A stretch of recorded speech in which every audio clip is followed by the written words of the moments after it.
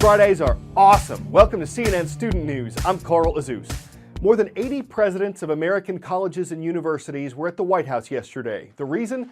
President Obama wants more low-income students to go to college, and he's looking for these college leaders' help. The White House says that for families who earn some of the lowest incomes, 9% of students get a bachelor's degree by age 25. For families earning some of the highest incomes, it's 54%. The president says low-income students get less help preparing for tests and figuring out how and where to apply for college. And the U.S. government believes the best way for Americans to maximize their earning potential is to get a college degree. That may not be true across the board, though. According to the U.S. Bureau of Labor Statistics, purchasing agents, people who buy machinery or equipment for businesses, can earn around $60,000 a year without a college degree. Computer network specialists who need an associate's degree but not necessarily a bachelor's can also earn around 60 grand. On-the-job training and some form of higher learning factor into both examples. 5 years ago this week, a passenger jet took off from New York City headed for North Carolina. It had 155 people on board. 3 minutes after takeoff, it hit a flock of geese, causing a loss of engine power. It landed on the Hudson River. It skidded to a stop, and the plane stayed afloat in icy water long enough for everyone on board to get off safely. Is it any wonder why this was called the Miracle on the Hudson? We have a U.S. Airways airline jet in the water. A U.S. Airways plane, you see it right there. It's in the Hudson River. It's an Airbus A320. 5 years ago this afternoon, 155 people faced a sudden, unexpected challenge. All of a sudden, the captain came on and said, embrace for impact, and that's when we knew we were going down. But landing in the Hudson only solved the first and biggest problem of the day. We then had to find a way to get 155 people out of the Hudson River to safety on a day when the air temperature was 21 degrees, the water was 38. We had numerous people on the wings of the airplane. The first New York waterway ferry, we know from watching the surveillance tapes, arrived alongside Flight 1549 less than 4 minutes after we'd stopped in the Hudson. By the time I left the aircraft after the evacuation was complete, as the last person off the aircraft was surrounded by rescue vessels, and the rescue of everyone on board was well underway. We have much to be thankful for. Much was saved that day. My daughter's name is Kaylee Elizabeth Wenzel, and she's in bed right now, and when I get home, I want to take my nose and put it by her ear and a little warm body and give her a nice kiss from Daddy, because I'm alive. Just the facts. Dr. Martin Luther King Jr. was born on January 15, 1929. His birth name was Michael Luther King Jr. The American civil rights leader published 6 books. He also wrote sermons and lectures. He was the first African American to become Time magazine's Man of the Year.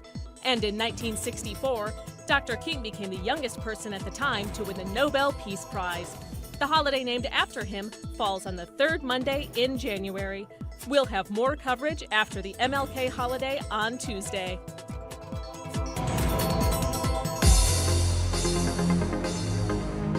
We're sending out warm wishes on our roll call today because it's going to schools in cold climates, starting in Darby, Montana with the Tigers. They're tuned in at Darby High School.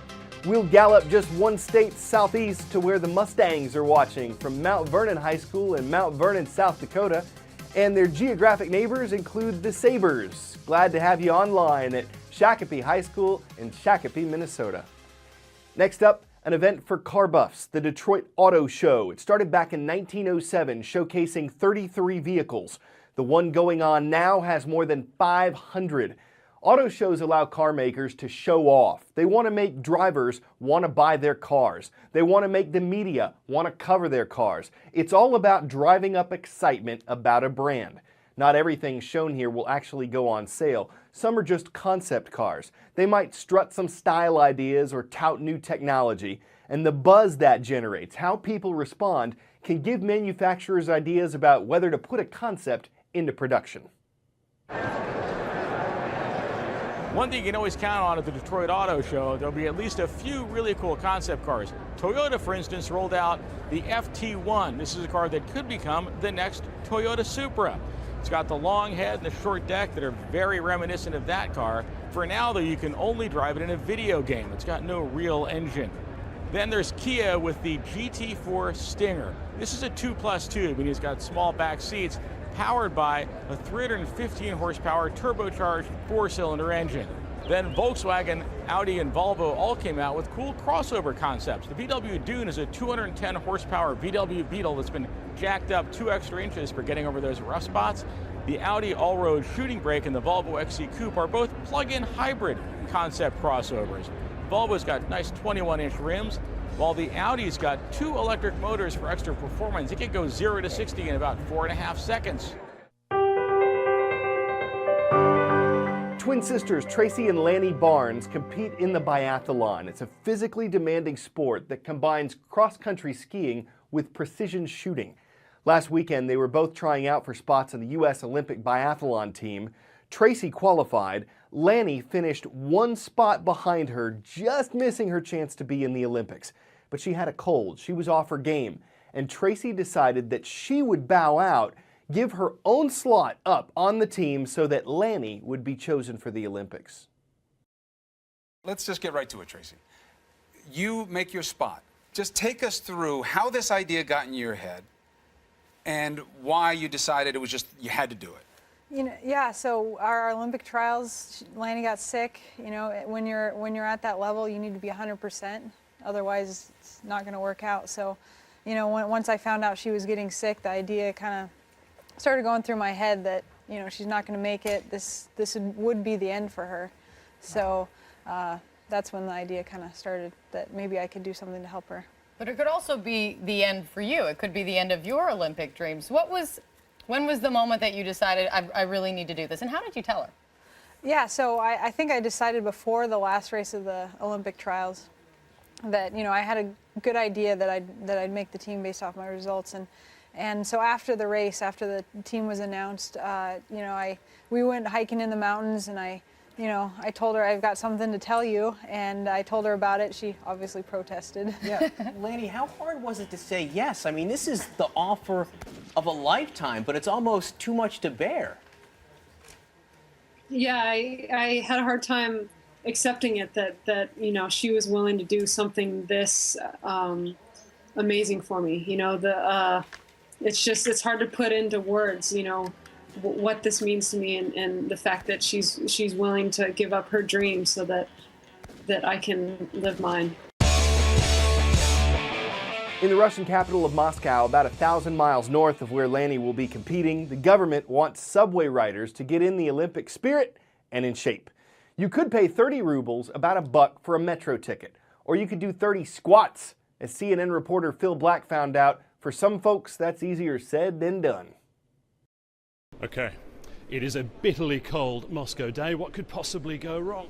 A very popular one I've noticed has been, here we go, the Superman. It's not counting. There's also the squatting chicken. I've seen that a bit. That's popular. Pretty easy, or so I thought. 59, 60.